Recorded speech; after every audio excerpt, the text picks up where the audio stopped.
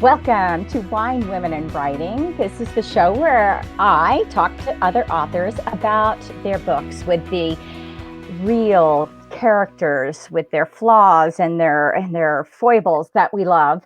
And by the way, I'm Pamela Fagan Hutchins. I didn't mention that. Hello. And whether you're coming to me via one of the 70 countries that we pump this little sucker out to, podcast or video cast, I welcome you. And I would like to invite you out to my website where you can prep for upcoming shows by looking at the author and the book so that you're ready to kind of book club with us when we get to the real thing. And purely gratuitously, I want to tell you I have a new book out, Scapegoat, Patrick Flint 4, the box set of the first 3 in the series. And super, super exciting, my very first children's book is coming out with a companion song free download sometime in the next 2 weeks. I'm so excited about this. Last but not least, one spot left in the Advanced Marketing and Advertising for Publishing Success. It's a virtual retreat, so we're not going to get each other sick with all our grimy germs. October 20th through 22nd. The case-sensitive website is on the screen. And for those of you listening, just go to PamelaFaganHutchins.com and look for writing retreats. All right. So with no further ado, that was a lot of ado, but now with no further ado, I want to introduce my guest. And this is a woman that I've known back before she was a big thing. It's Jami Albright, and she's here to talk about her book, Homecoming King. Welcome. Yeah. Thank you. It's so great to be here. I was just telling Pamela that her beautiful background, and I look like I'm in a mugshot because I'm not at home. So, this is what you get, the white background with me. I think you look great. And I've got my Halloween shirt on. Yeah. Oh, I can't see. What does it say? It says boo. Yeah. Nice. Yeah. Nice. You can't see them, but I've got my Halloween pumpkins up. I went to Pumpkin Patch and bought everything they had. Everything. Oh, I love it. Love it. It was bad. So it's been a while since I've seen you in person, like forever. But you know what I remember about you from back when I first met you was that you were obsessed with Outlander. I still am. That's what I thought. But I prefer the books to the show. I like the show, but I prefer the books to the show. Yeah. I do too. Yeah. I do too, but I'm not going to argue with the Jamie Fraser's actor, whatever his name is. I don't care what his name is. Yeah. I think they got him pretty spot on. I think he's awesome. Yeah. I would have cast Claire differently, but I've come to be okay with it. Yeah. But I was teaching a class to Northwest Houston Romance Writers of America. Yeah. And I was asking for examples, and Jamie is just in the front row going, "Ooh, pick me, wanting to give examples from Outlander. And then she'd raise her hand again. "Ooh, pick me. It'd be Outlander. Yeah. So. But you don't write time travel. No. You do write really funny romantic books. Really funny. Thank you. Yeah, they're romantic comedies and set in small town. They're usually they're funny, but they have people say they laugh and they cry, kind of thing, because there's always something touching in them, I guess. I don't set out to do that. It's just how the story goes, kind of thing. Yeah.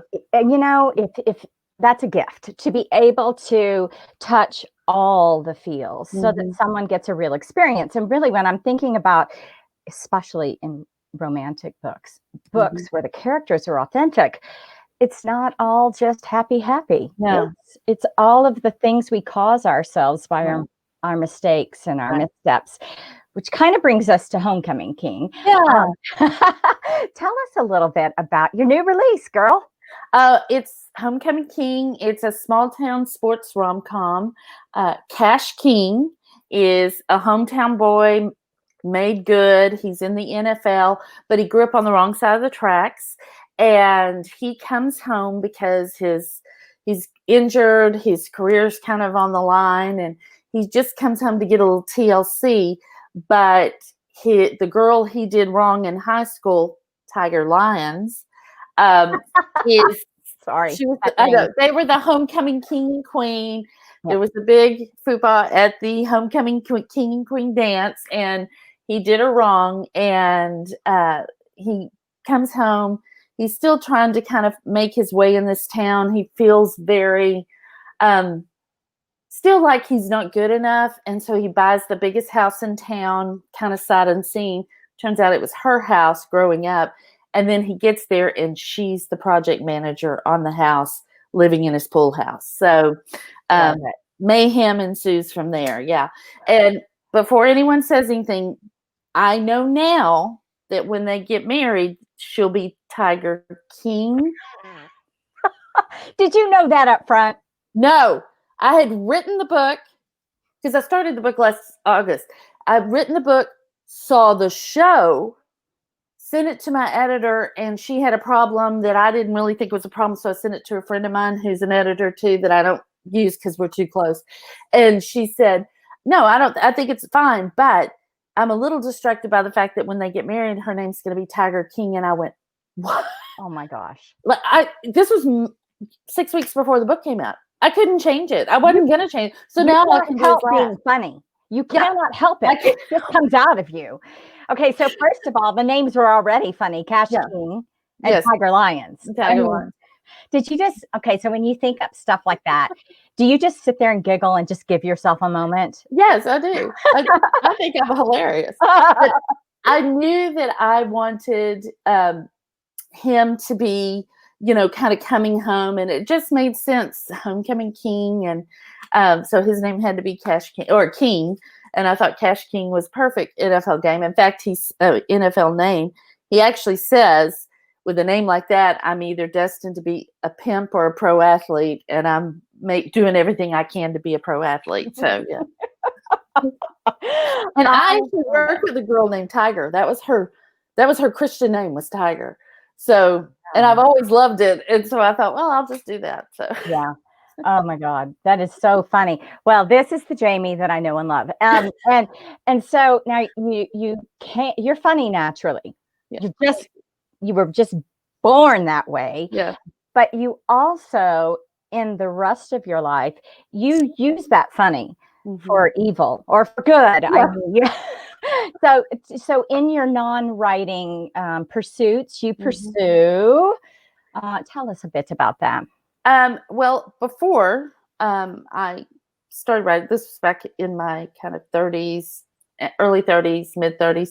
I did some acting and I did stand-up comedy. And so I did those things for mostly women's groups, but big, huge women's groups, like 1,500 people and stuff. So yeah, I loved it. It was fun. But then my kids got, as they do, their activities overtake everything. And so I just sort of stepped out of that. But I always wanted to get back into some sort of creative endeavor, never really thinking it would be writing, but then it turned out to be writing. And so I love it. Yeah. I'm so glad that it was writing. And I had a guest on a few weeks ago that was a stand-up comedian and has turned to writing rom-coms. And, it makes sense because you write your act, you write your comedy, you've got a feel for the funny, and you must have a romantic heart or something because you do nail that slow burn, sexy, Yeah. Thing. Sorry, I couldn't think of the word, but that works. That works. I just realized as I've been trying not to let it show, but I'm going to go ahead and out myself. If you're on video, I spilled my chocolate that I added to my coffee, and no matter which way I turn it, I look like I have vomited on my cup. And I'm not going to quit drinking it. No, don't. Sorry. I'm just but it's not all fun and games. No. And in fact, let me ask you before we even address what isn't the fun and games about this book. Do your kids think you're funny? This is yes, they do. They're adults now. They do. Growing up, they didn't, but they do now. In fact, my son wrote me a note for my birthday, I think last year, and said, the things he loves about me. And he said, I'm very funny because you're funny, kind of thing. And he said, you made me funny. And he is very funny. Yeah. So, and I love how their taste gets better as they get older. Yes, I do too. I appreciate that very much. But as we're talking about for a second, it's not all fun and games. I mean, these characters have depth that looks a lot like real life, and a lot of that depth in Homecoming King came from personal tragedy and experiences in your own life. Yeah. Actually, when I conceived Homecoming King, it was almost a year before I started writing it because I was in the middle of another series. Cash King was going to be a recovering addict, professional football player, but a recovering addict. Turns out, addiction isn't funny. So I had to change that. Plus, a year and a half ago, my nephew died of an overdose of prescription drugs. And so sorry. Thank you. And it just changed my perspective a little bit on it. And also, my cousin, who I'm very close to, Randy Grimes, he played in the NFL for 10 years for the Tampa Bay Buccaneers, and he struggled with addiction for years, prescription pain medicine, because of what happens in the NFL. And I mean, we're kind of seeing that right now with COVID. My daughter asked the other day, yesterday or day before yesterday when we were watching the game, she said, why is it okay for them to be out on the fields without a mask on? And I said, because if they don't play, they don't get paid. And you have to play. In their contracts, it's written that you have to play so many games before or you don't get these bonuses or so things like that. And so they play hurt. So I changed it where he was injured badly. And there was this question of, was he going to be able to continue to play? And I address addiction in the book, but it's a rom-com, so we address it, kind of on a surface level. But in the back of my book, I tell the story of my nephew with his mother's permission, and just how devastating that was for all of us. And the problem was, we never addressed it with him directly. We all talked around it. We all, in one way or the other, somebody would say something or something would happen, but we never addressed it directly.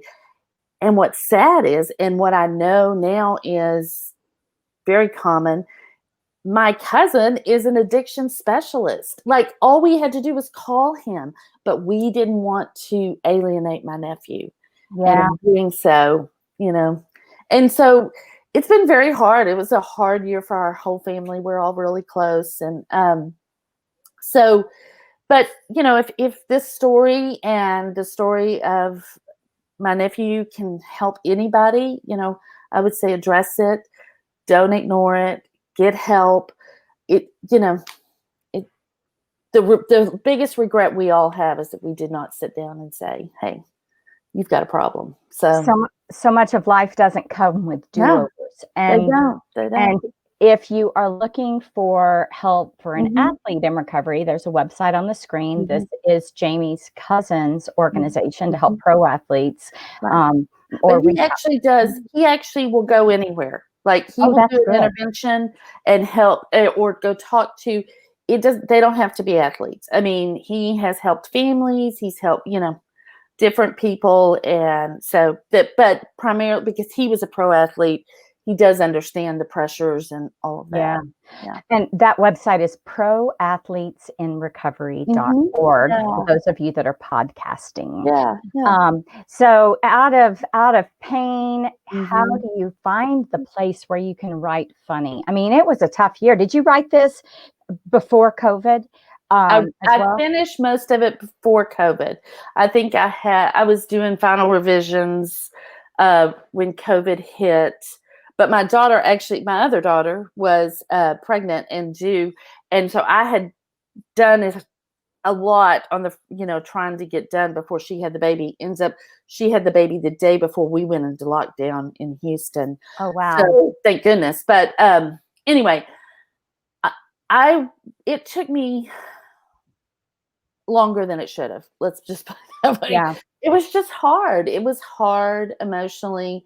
Working through it. And, the thing is, I would think, after the summer, I thought, okay, I'm better. I can start writing.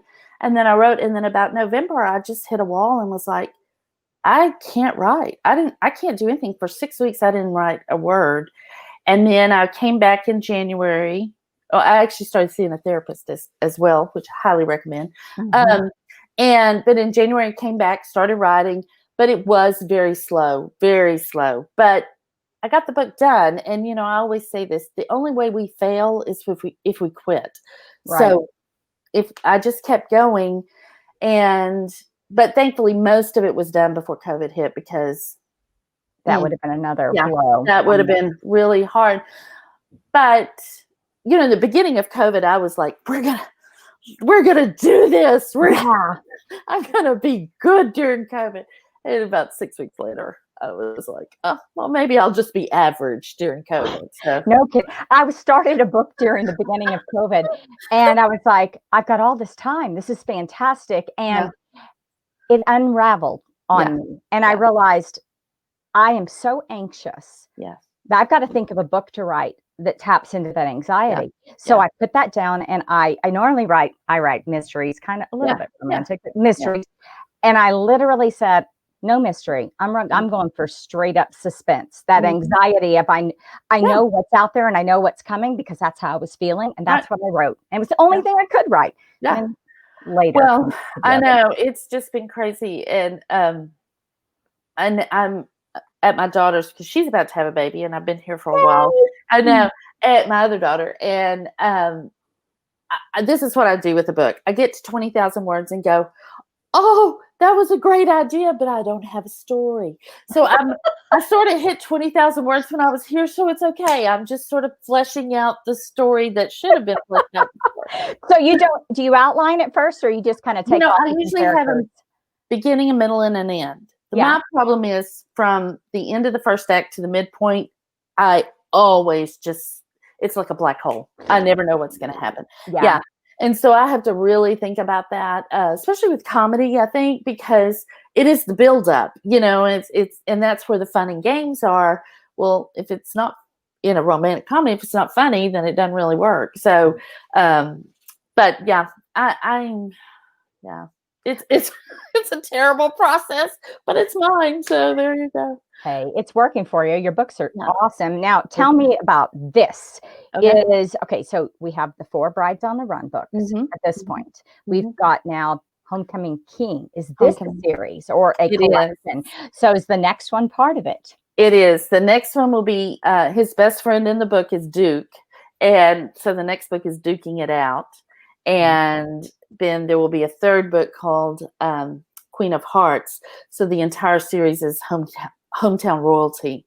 And so that's what, it was going to be a standalone, but then as I started writing it, I was like, oh no, this character's too good. I got to have, And it is something, I mean, I'm going to speak just for Texas, because James and I share a Texas connection. Yes, we do. We do. Maybe Wyoming in the background. I grew up here, but I also grew up in Texas. So the idea of the Brides on the Run works everywhere. I know for sure the idea of small town, rural royalty, you know, the homecoming king, queen work so good for all of us. But I think everybody can relate to it. Whether you hated that person or whether you loved that person, you were that person, wanted to be that person, you can relate. And I grew up in a small town where, you know, beauty and athletic ability, they're social currency in a small town. Whether that's right or wrong, that's how it is. But in the book, it's funny because I really concentrated on Cash a lot because he wasn't terribly likable in the beginning, but I made him more likable. But I was a little worried about her. I was afraid people wouldn't like her because she is a beauty queen, but she changes her life even before the story starts. And I get the best response about her. People love her. Now, can you hear me? Because I can hear you. Okay. I can hear you. Yeah. Yeah. On my, for those of you on podcast, that's good news. For you on videocast, if I'm frozen, we have no idea why, but hearing me is good enough. Luckily, it froze on. Oh, there I am. Luckily, it froze on a screen I was happy with. You know, when it freezes and you're like, that and anyway, exactly. So there's 5 minutes of me posing. But I think that you know, nobody really wants to feel sorry for a pro athlete, right? Nobody wants to feel sorry for a beautiful woman, right? And yet we're all the same inside, right? We hurt the same, we fail the same, we All of these, we get sick the same, we die of addiction the same, all of that is the same. It's just that's the package that's different. It's a weird dichotomy to start thinking about it that way, and trying to overcome that which is so objectionable sometimes. Right. You think from a distance, that looks really good, I want to be that, but I hate that person. Yeah. But really inside, they're just like you, and maybe worse. Right. And I think as in a story, as the author, it's my job to make that person real, and to show their insecurities and their, I did consider not making her a beauty queen for about half a second, but from the moment I conceived the story, it was that person. It was the beauty queen and the football star. And I just wasn't willing to change it, even though I was told by someone that probably knows a lot that a beauty queen wouldn't sell. But honestly, people love her so much because she's not a beauty queen. She's a real person, and she's trying to make life. She's reclaiming her life as someone with a brain and somebody that cares about people and stands on her own. So. As somebody that once wore a crown on her head right here, I will tell you that you spend most of your life trying to pretend that never happened. I know. You're like, it didn't. And in fact, if anybody says I said this on air, I will deny it. But so I feel for her. You have a lot to overcome in getting your brain to be and so that gives you something really to hook into that's interesting and real with her. And I love that. And I love you. And I hope your baby comes soon. Oh, we do too. Any day now. And I cannot wait to see what you have next. I got to tell you guys, when I met Jami, you were still drafting at that point the first book, or maybe even an earlier. It was the first book, and I was like just going through it with critique partners, pulling it apart. Yeah. And she was excited and bright-eyed and not yet real sure that it was going to work. And this girl rocketed out of the gate. Just rocketed. It was really fun. It's been such a fun ride. And the reason that she did is because her stuff stands out. So I'm going to tell you that if you pick up Jami's books, they sparkle with voice, they sparkle with personality, they are super funny, but not at the expense of heart. Right. Thank you. You're welcome. That's a really great critique. I appreciate it. It's the truth. Sorry. And I have to say, my mother always says, I bought that book you told me about. Mom, you'll love her books. There you go. The mom endorsement. The mom endorsement is actually huge. Can I tell a quick mom endorsement? Yeah, please. I had taken my mom on a cruise last year. I've done really well. I'm going to do this for my mom.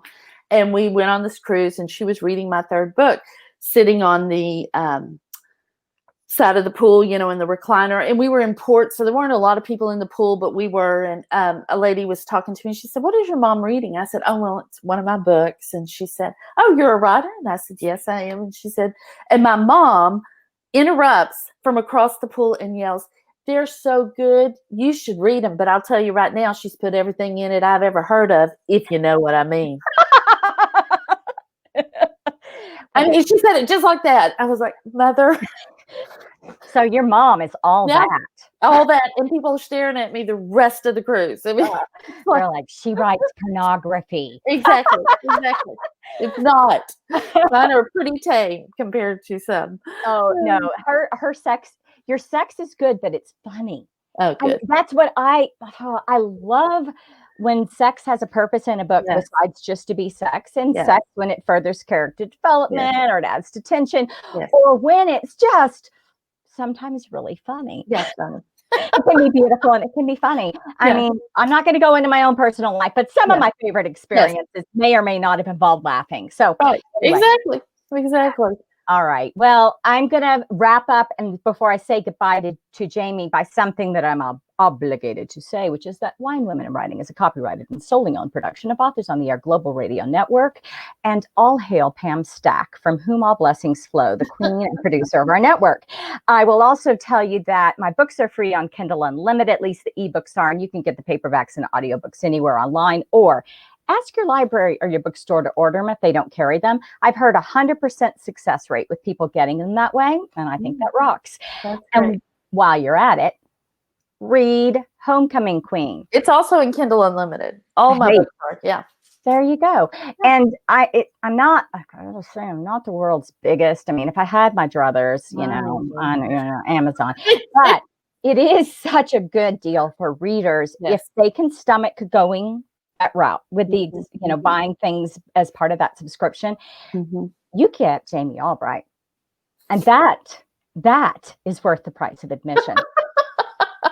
Thank you. You're welcome, darling. And all of you guys go out to the website, PamelaFaganHutchins.com, and check out the show for next week and the week after and thereafter, and join us in the fun. Bye, guys. Bye.